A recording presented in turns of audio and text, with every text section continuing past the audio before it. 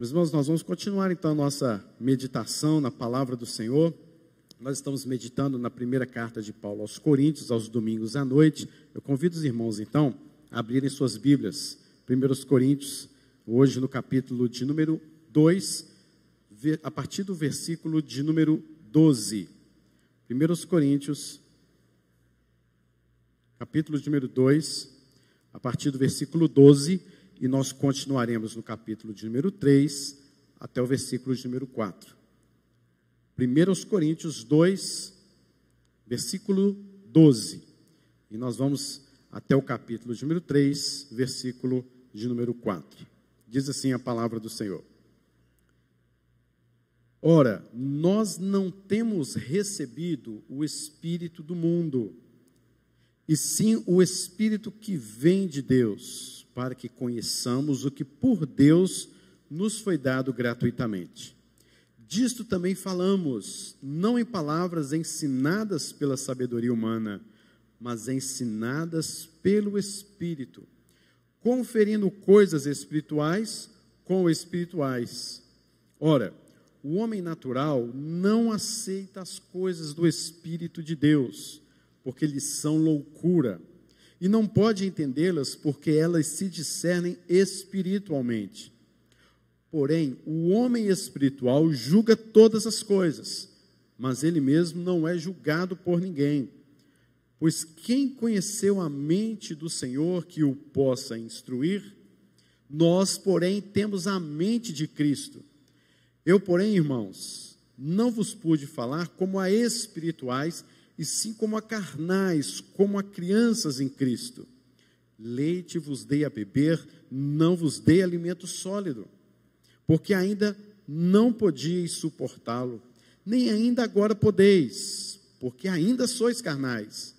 Porquanto, havendo entre vós ciúmes e contendas, não é assim que sois carnais e andais segundo o homem?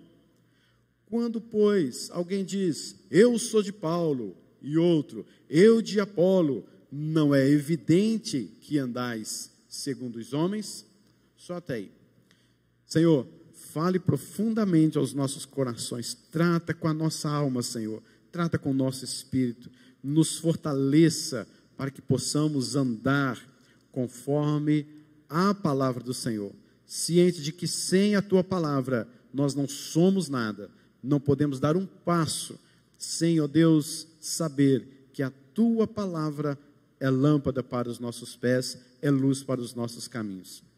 Nos abençoe e fale conosco nesta noite, em nome de Jesus. Amém. Meus irmãos, se você acompanhou algumas mensagens, alguns domingos anteriores, ou não, quero fazer aqui uma rápida revisão de alguns argumentos que Paulo usou para com a igreja de Corinto, porque aquela igreja tinha gravíssimos problemas, muitas dificuldades. E Paulo já começa no primeiro capítulo, fazendo uma introdução para que os problemas sejam pontuais no decorrer da sua carta, da sua mensagem.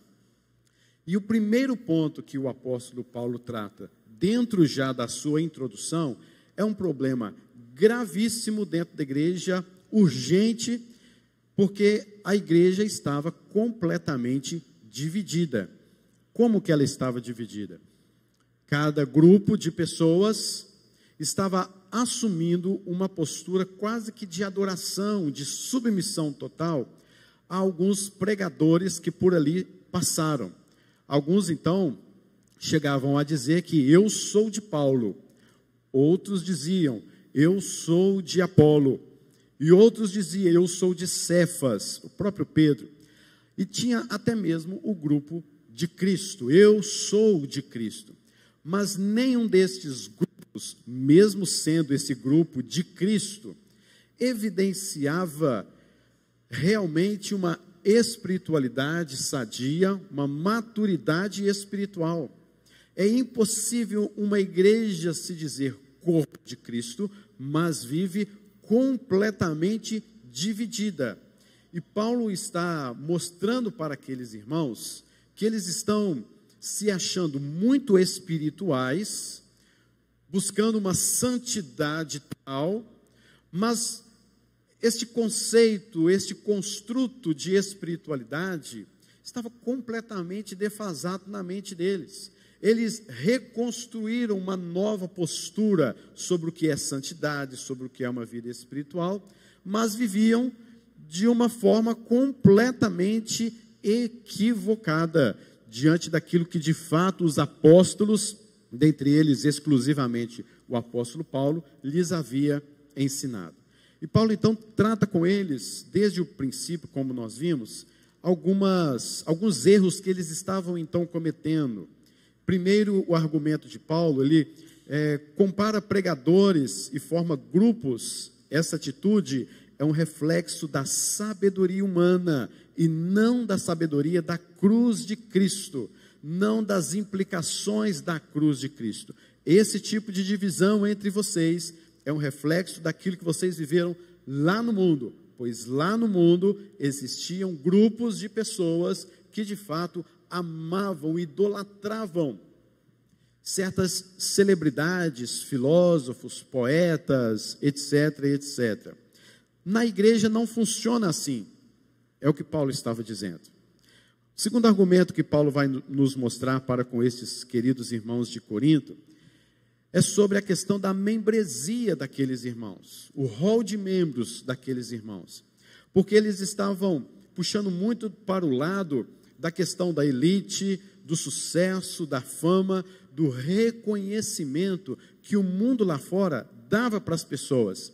Essa coisa de competição, eu tenho isso, eu sou aquilo outro, eu tenho reconhecimento, eu tenho troféus, eu tenho coroas, eu tenho que ser mais respeitado, eu sou mais doutor, eu sou mais conhecedor, eu sou mais sábio. E eles traziam isso para dentro da igreja, mostrando que eles também poderiam ser tratados como tais, o reconhecimento vazio, supérfluo dentro da igreja. E Paulo chega para eles e fala assim: vem cá, olhe para a membresia, olhe para quem compõe o rol de membros da igreja de Coríntios. E aí você vai lá no capítulo de número 6, e você vai ver as características deste povo.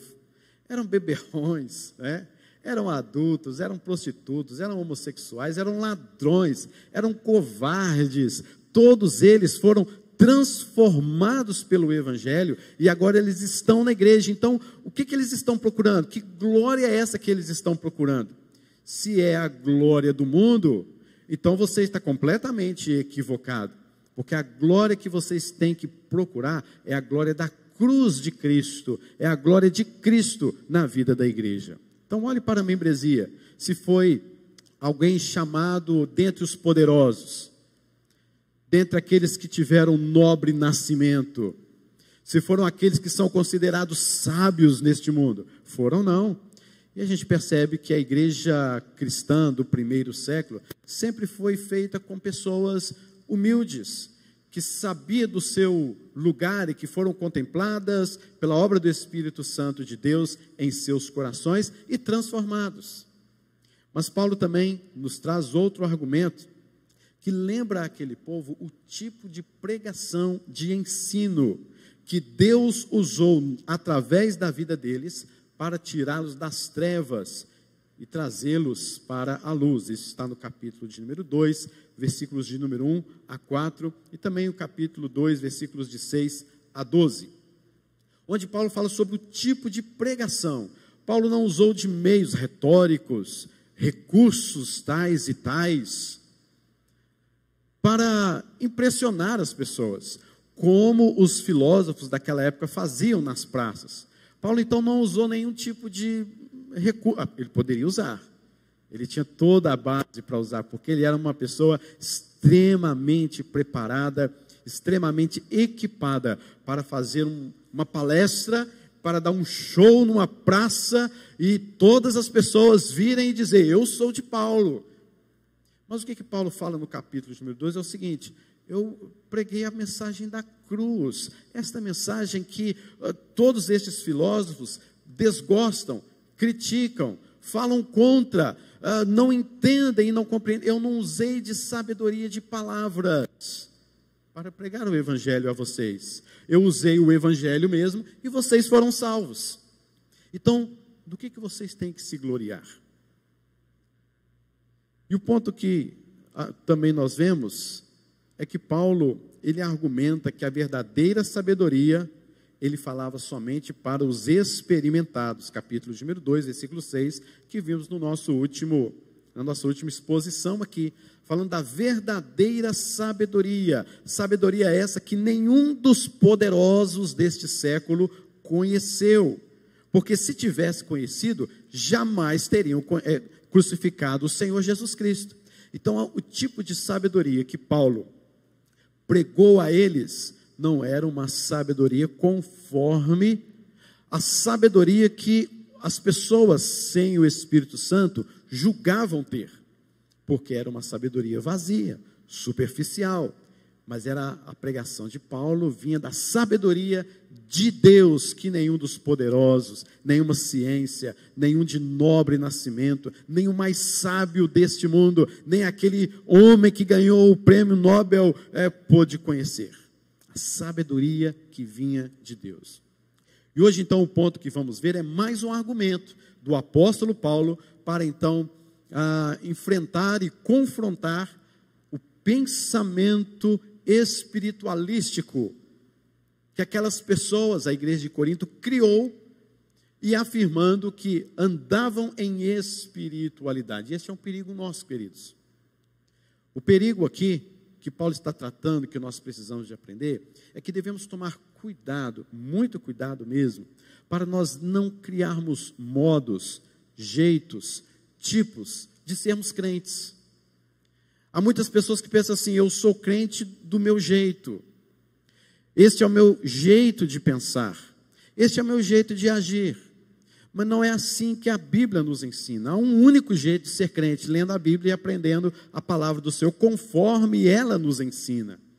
Por isso, a questão do ensino é importante, que Paulo vai começar também a tratar disso nos próximos capítulos. Porque o ensino é importantíssimo, queridos, para podermos crescer em espiritualidade, crescer em fé, romper em fé. Nós cantamos: Senhor, eu quero romper em fé. Amém. Então vai estudar a Bíblia. Então vai aprender com a Bíblia. Então vai participar de uma sala de escola dominical. Então vai orar na sua casa. Então vem orar na igreja. Então aprenda a palavra de Deus. Porque senão você vai romper em fé e não sabe nem o que está dizendo. Sabe nem o que está cantando.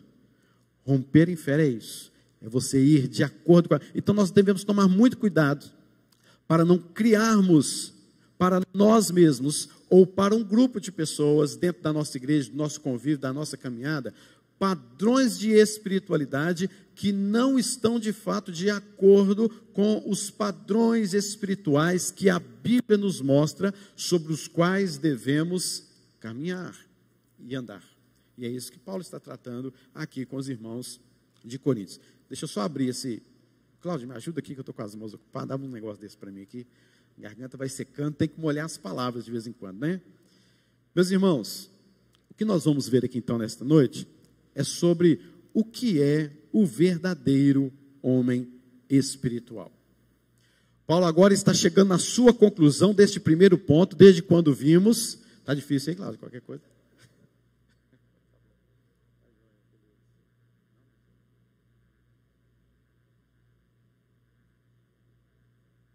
O que é o verdadeiro homem espiritual?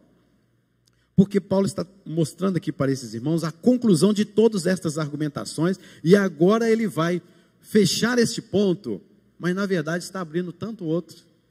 Ele está agora fechando essa questão da divisão, mas não fecha completamente, porque todos esses argumentos que ele deu sobre a questão da divisão dentro da igreja de Corinto, isso serviu para abrir as portas para ele ensinar uma série de coisas àquela igreja, porque a igreja de Corinto era a mais complicada de todo o Novo Testamento. A igreja de Corinto é a mais complicada. Depois dela é a igreja presbiteriana 12 de agosto. Né? Brincadeiras? Não, querido. É quase isso mesmo. Mas é isso, queridos, é bênção, com certeza. Mas, meus irmãos, a igreja de Corinto, então, achava ser uma igreja espiritual. Paulo, então, dá para eles agora uma definição do que é ser, de fato, espiritual.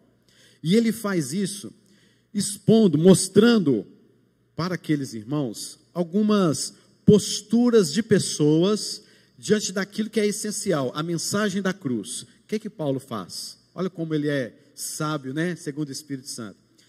Mensagem da cruz é o essencial dentro de uma igreja. Verdade ou não é? Ou eu devo pregar aqui sobre homens, sobre emoções, não sei o quê? Não, né? Mensagem da cruz. É essencial. É a palavra dos nossos púlpitos. Mensagem da cruz. Cristo Jesus crucificado.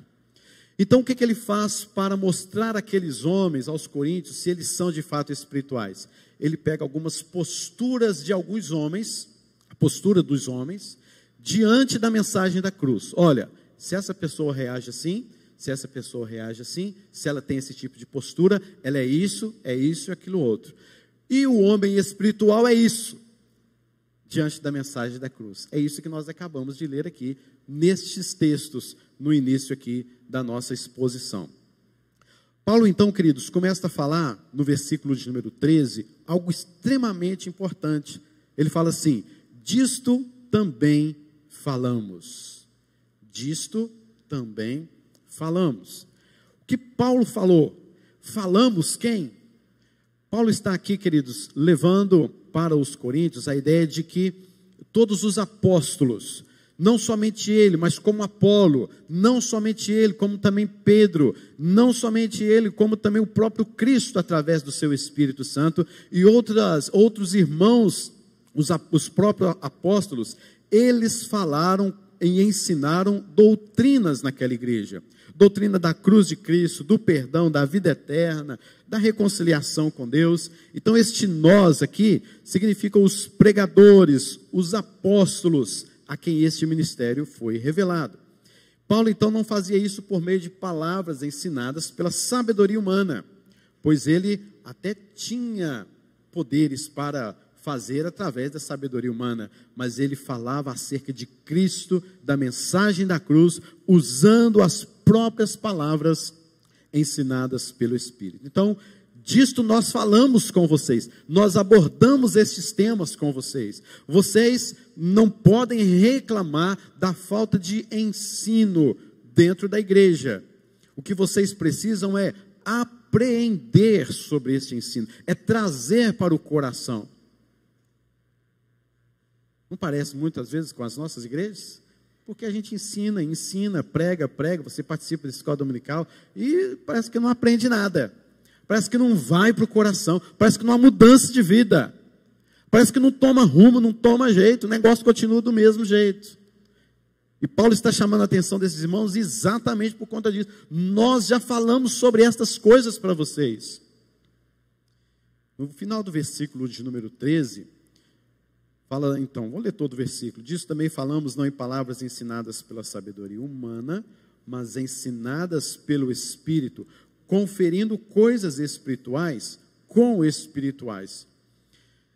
Na verdade, queridos, nós poderíamos dizer aqui, sem sombra de dúvida, Paulo está dizendo assim, conferindo coisas espirituais com os espirituais, porque ele está falando do versículo de número 6, onde fala que expomos sabedoria entre os experimentados, entre os maduros, entre aqueles que cresceram, que romperam em fé, entre aqueles que entenderam a mensagem, apreenderam em seus corações. Então, nós conferimos, nós ensinamos coisas espirituais, a estes homens espirituais. O que Paulo, na verdade, está dizendo é o seguinte: nós falamos destas coisas não ensinadas pela sabedoria humana, mas ensinadas pelo Espírito Santo, explicando estas coisas para aqueles que são verdadeiramente, conferidamente espirituais. Como vocês podem ser espirituais se vocês exaltam homens? Esta é a maior questão. Como vocês podem dizer, nós somos espirituais, mas vocês continuam exaltando aos homens? O que Deus pensa destes homens? O que na verdade Deus pensa acerca de todos os homens? Deus pensa acerca de todos os homens como um homem pendurado no madeiro. O que Deus pensa de você? Um homem morto, pendurado no madeiro. Esse é o Evangelho. Isto é o Evangelho. A mensagem da cruz é essa. O problema é que hoje nós recheamos o evangelho de tudo quanto há. Nós recheamos o evangelho com um monte de bobagem. Aí começam alguns pregadores dizendo, olha, você é o mais puro ouro de Ofir, né? Tem um negócio assim. Gente, onde é que está isso na Bíblia, pelo amor de Deus? Até esqueci da letra, né? Quero nem lembrar também não. E vai falando que você é isso, alguém disse esses dias atrás, você é o ponto fraco de Deus. Meu Deus do céu. Ah, não. Depois de tantos séculos, depois de uma reforma protestante, depois de tanta coisa acontecendo na história da igreja, e em pleno século 21, a gente ouviu uns negócios desses, gente. Pelo amor de Deus. Sabe como que Deus enxerga o homem? Deus enxerga o homem pendurado numa cruz, morto, porque o homem não vale nada, ele é depravado. Mas ele nos amou a tal ponto, que ele enviou o seu próprio filho para morrer em nosso lugar. Porque Deus enxerga um homem assim, pendurado no madeiro. Aí você quer se gloriar de quê? Aí você quer exaltar o que na sua vida? Aí você quer exaltar que homem? Aí você quer temer que homem? Que me poderá fazer um mortal? Vocês estão entendendo, queridos? Então Paulo está falando, vocês são espirituais, mas exaltam homens. Não, tem uma coisa errada no meio de vocês. Aí Paulo então pega a mensagem da cruz e joga algumas posturas de alguns homens perante a cruz. Primeira postura que Paulo então vai narrar aí,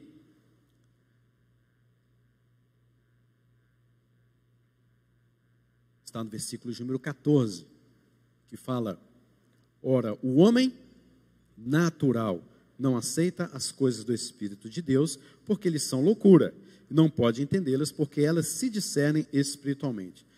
Primeiro homem, primeira postura que Paulo fala do homem, perante a cruz, a mensagem do Evangelho, é a postura de um homem natural. O homem natural, ele não aceita as coisas do Espírito de Deus. Como é a postura da pessoa que não tem o Espírito Santo diante da exposição espirituais, das coisas espirituais pregadas pelo apóstolo Paulo? Quais são as atitudes do homem natural hoje diante da pregação da mensagem da cruz? Você sabe muito bem.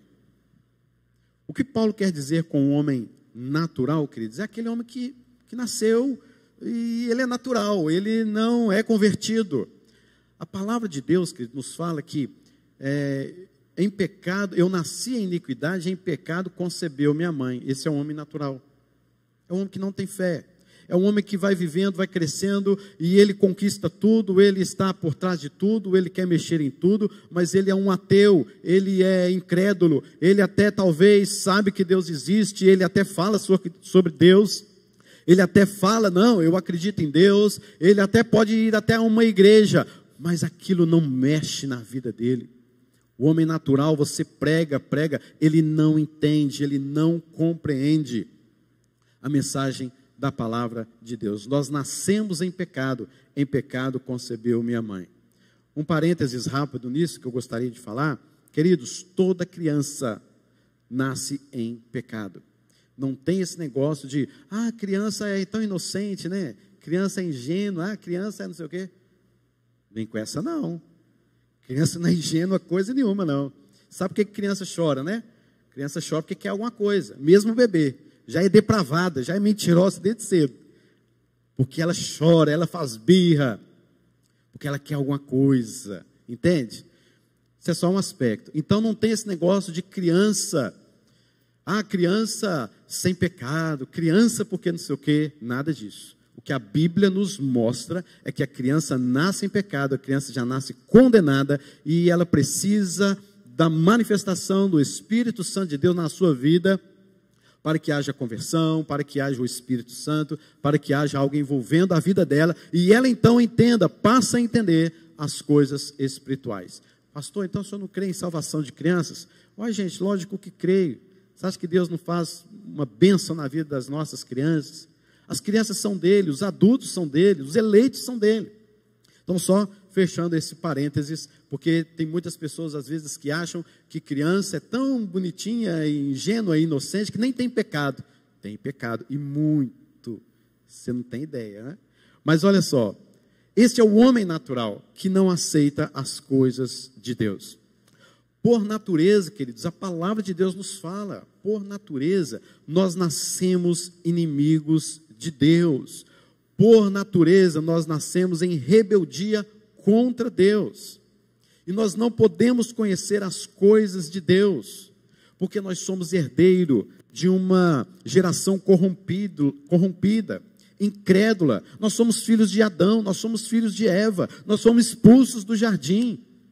O que aconteceu com Eva, o que aconteceu com Adão, aconteceu conosco. E Isaías nos fala que os nossos pecados impedem que Deus nos ouve. Isaías 59, versículo de número 2. Esse conhecimento acerca de Deus, no homem natural, tem que ser algo realmente imputado por Deus.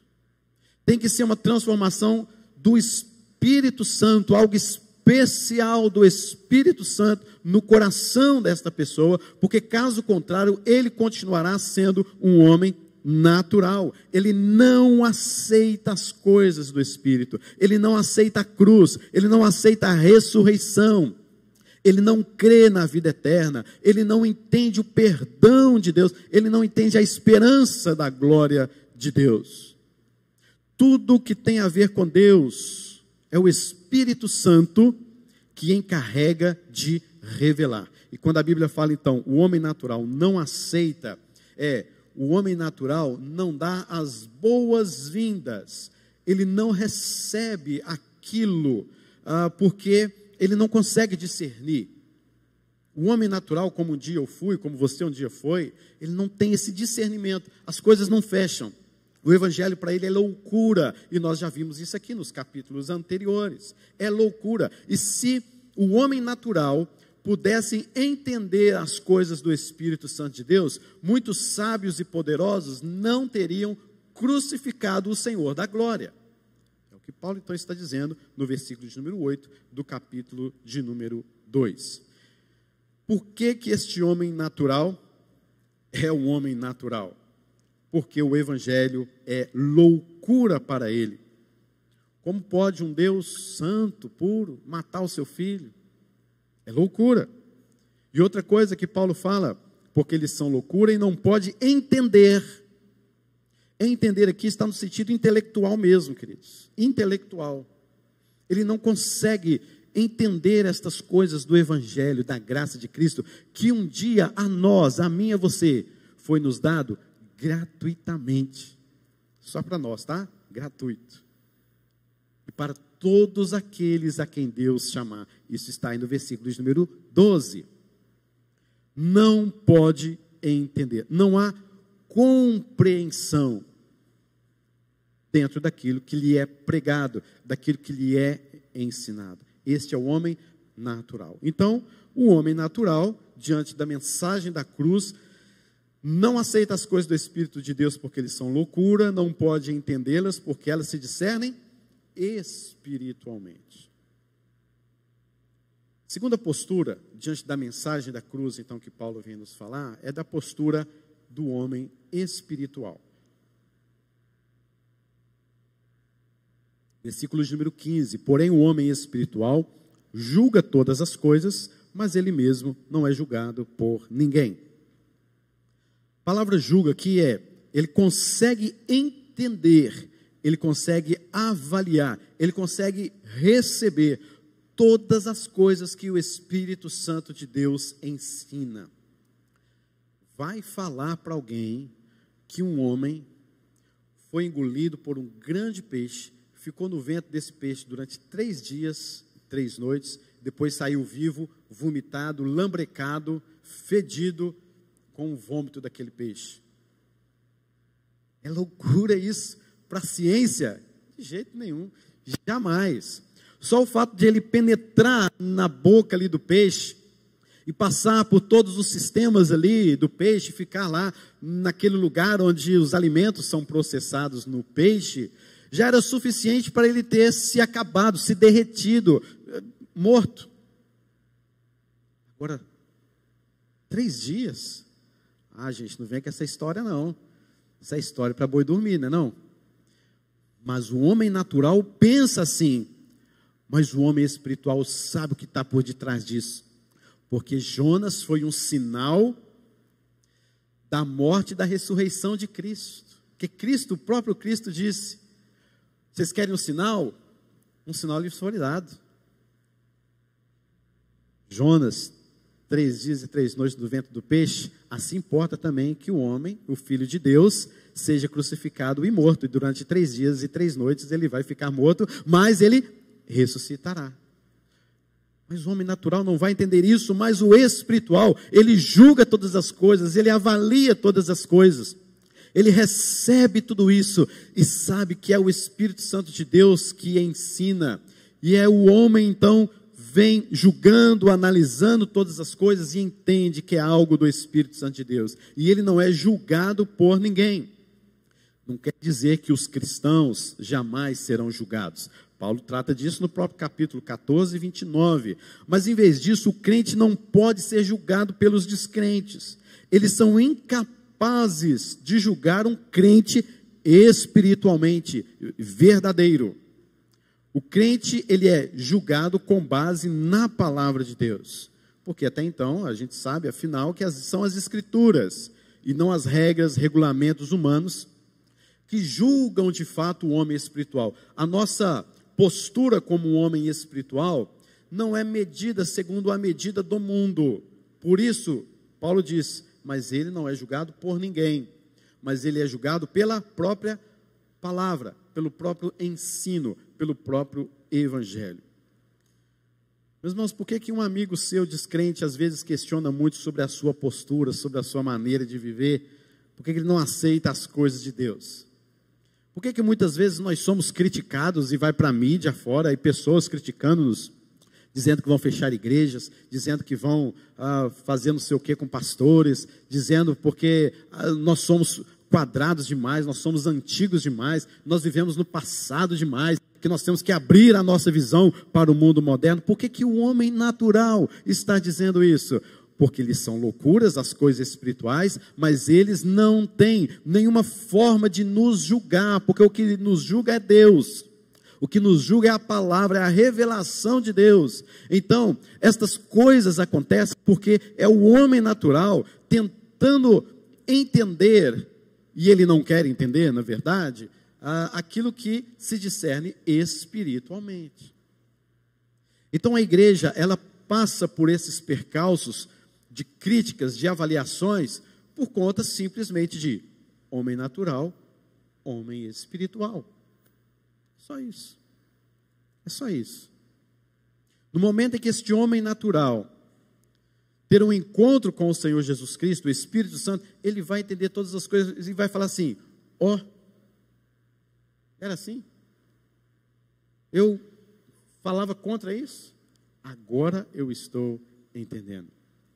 Então, queridos, nós vamos ver que nós somos chamados, a igreja já foi chamada de fundamentalista, retrógrada, antiga, passada. E a razão pela qual podemos, em contraste com o homem natural, conhecer as coisas de Deus, é que nós temos o Espírito Santo. Por isso, vem o versículo de número 16, que é lindo demais este versículo. Pois quem conheceu a mente do Senhor que o possa instruir? Nós, porém, temos a mente de Cristo. Esta, na verdade, não é uma citação própria de Paulo, mas é uma citação de Isaías, capítulo 40, versículo de número 13, que nos diz, quem guiou o Espírito do Senhor, ou como seu conselheiro o ensinou? Ou seja, que ser humano deu conselhos ao Espírito Santo? Quem foi o conselheiro do Espírito Santo para lhes ensinar? Vamos para a criação do mundo. Quem é que estava ali próximo a Deus dizendo, Senhor, essa engenharia aí, esta física aí não está muito bem não. A terra tem que ficar um pouquinho assim mais de lado, senão o mar vai submergir toda a terra. Senhor, eu estou vendo aqui pelo gráfico que o mar, ele tem que ir um pouquinho, tem como se afastar só um pouquinho mais o mar? Quem foi o conselheiro de Deus? Quem foi o engenheiro de Deus? Senhor, esta árvore aqui não está muito legal, não. Quem foi o biólogo que esteve lá? Vocês entendem? Entende porque vocês têm o Espírito Santo de Deus, vocês vão entender isso. O homem natural simplesmente vai dizer assim, não, isso aí foi um trovão, como é que foi lá? Um terremoto lá que aconteceu lá, no Big Bang, né? Como é que chama? É uma explosão, obrigado. Foi uma explosão que aconteceu, para daqui, para lá, e aí tudo estava desorganizado e hoje tudo se organizou. Interessante, né? Homem natural, homem espiritual. Mas o Espírito Santo, que conhece a mente de Cristo, ele habita em nós, e agora nós temos a mente de Cristo, querido. Você tem a mente de Cristo, porque o Espírito Santo, que sonda as profundezas de Deus, no versículo de número 10, que a todas as coisas perscruta, este Espírito Santo habita em você e traz todo o conhecimento acerca de Deus para a sua vida, e a sua mente hoje é a mente de Cristo. Olha que privilégio você tem. O que significa isso? Significa, queridos, que nós devemos pensar como Cristo pensava.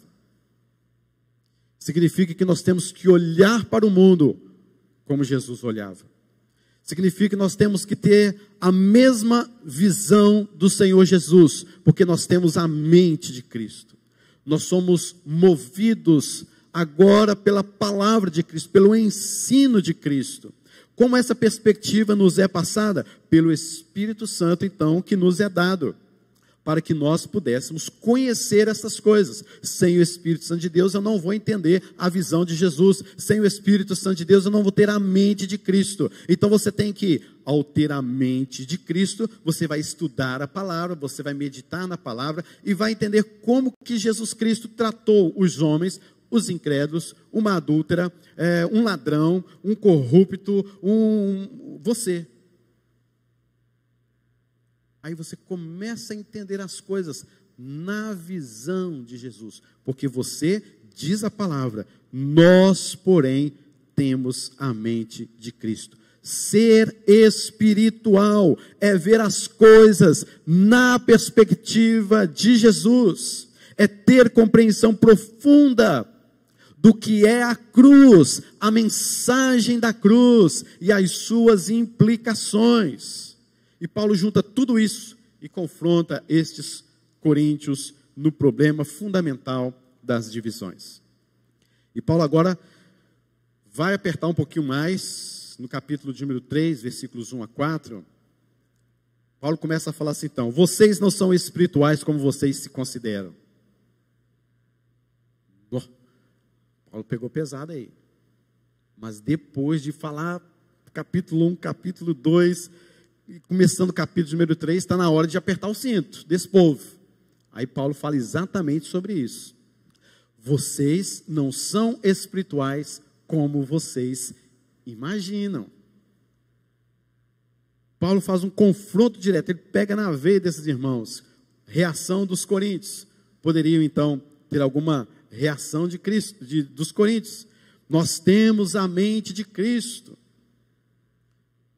E Paulo poderia dizer, não, vocês não têm a mente de Cristo.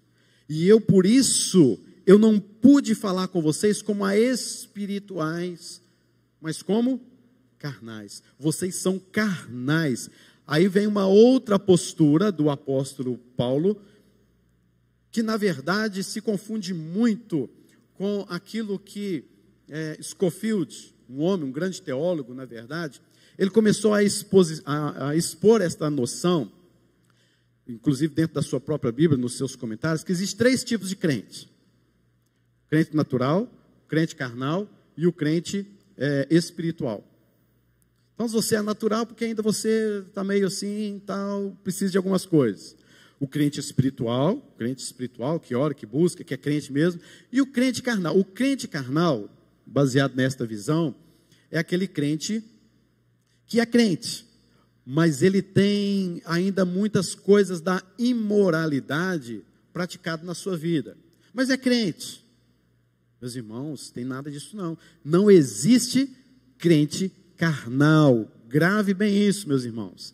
Não existe crente carnal. Aquele que vive em pecado não conhece a Deus. Então é impossível. Sem santificação, ninguém verá o Senhor. Então não existe esse negócio de crente carnal. O crente verdadeiro, ele se arrepende, ele volta atrás nas práticas das primeiras obras e continua sua caminhada com Deus.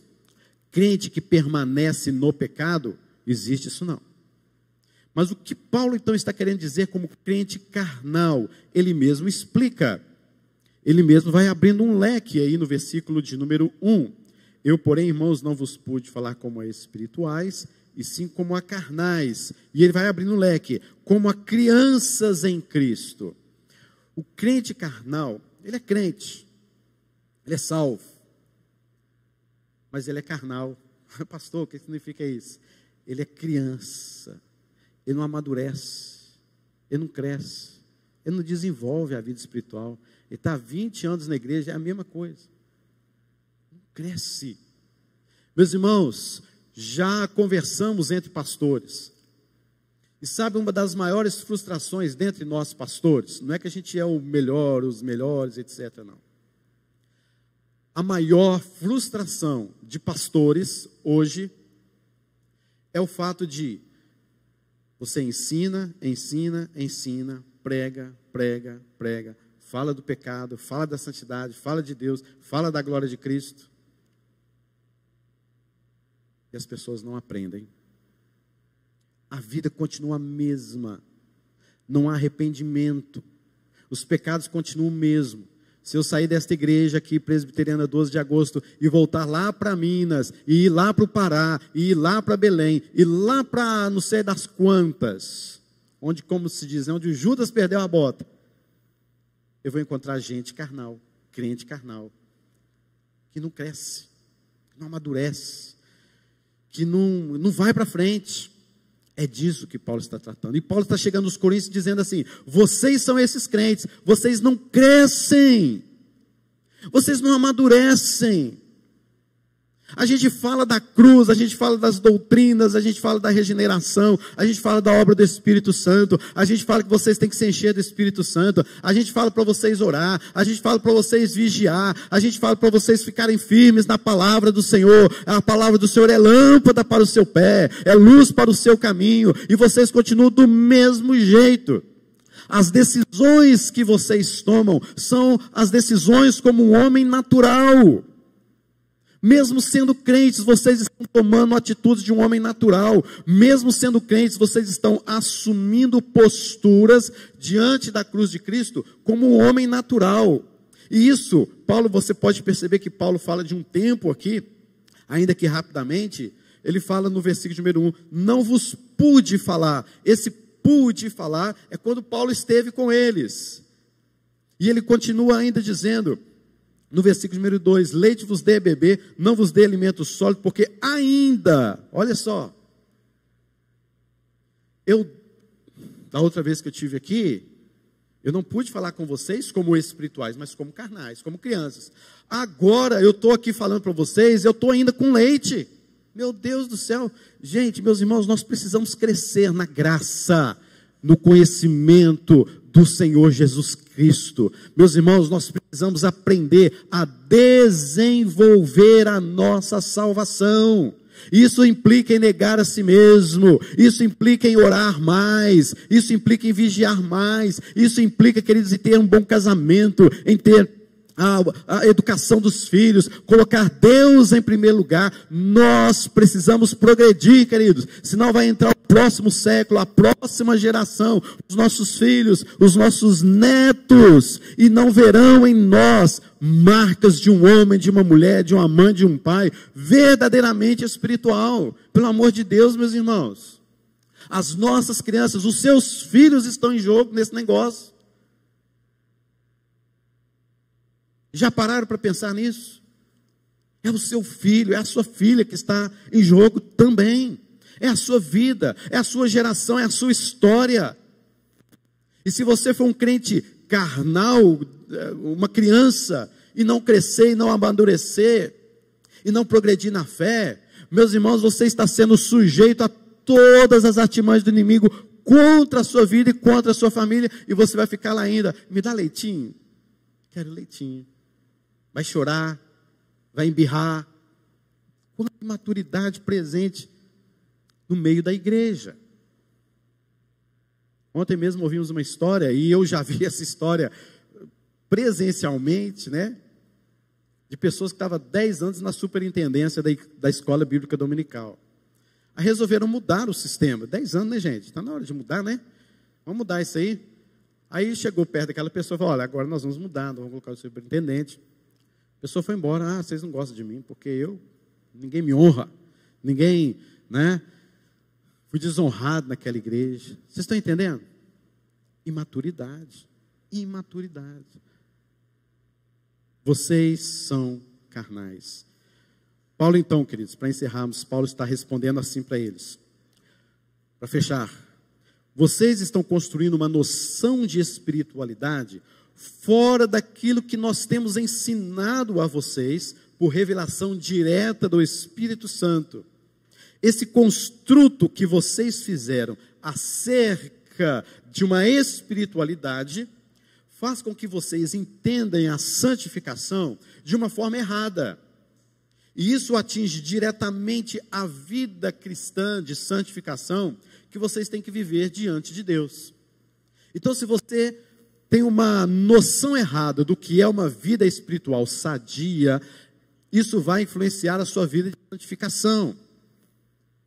Isso vai influenciar o seu viver. Para encerrarmos, queridos, algumas aplicações. Primeiro, entendemos a natureza da pregação bíblica. Disto também falamos. Conservar o evangelho do Senhor.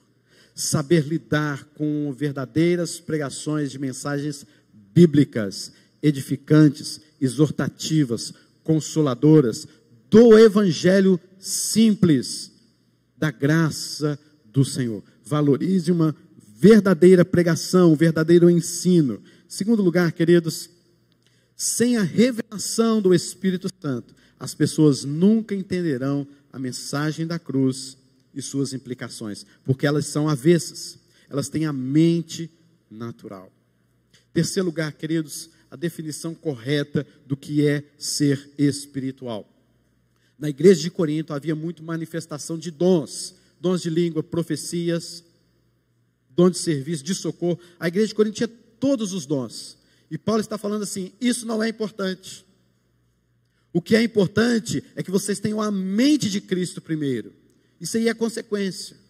Mais importante que qualquer manifestação espiritual dentro da igreja é vocês terem a mente de Cristo lá no seu trabalho, lá dentro da sua casa, dentro da sua escola, na rua, onde você for, todas as suas decisões. Isso é mais importante do que qualquer tipo de manifestação espiritual dentro da igreja. E por fim, o que Paulo queria é que aqueles irmãos tivessem crescido, mas não é assim que ele via aquela igreja depois de tanto tempo. Aqueles irmãos ainda estavam sendo crentes carnais. Invista, queridos, no seu processo de santificação, invista no seu processo de crescimento espiritual, raciocine, pense, leia, julga todas as coisas, avalia todas as coisas, edifique-se na palavra do Senhor. Nós somos diferentes, porque nós temos a mente de Cristo. Quero orar por você, enquanto isso o Ministério de Louvor vai tomando a posição aqui, que nós vamos cantar mais um cântico ao Senhor. Feche os seus olhos.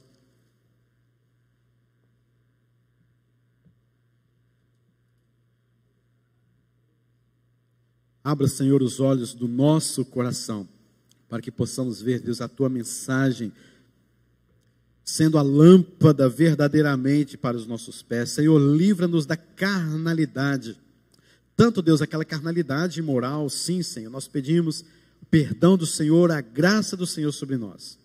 Mas esta carnalidade, Senhor, de não crescermos, de não desenvolvermos, de não progredirmos espiritualmente, Senhor, tem misericórdia. Dá-nos com que desenvolvamos a nossa salvação, que possamos progredir, na nossa vida espiritual, que daqui de hoje para amanhã, como daqui a 10 anos, 20 anos, até o dia da nossa morte, que possamos ser encontrados fiéis, crescidos, amadurecidos na tua presença. Abençoe o teu povo com esta palavra, nos desafie, Senhor, a crescermos na graça e no conhecimento do Senhor, em nome de Jesus, amém.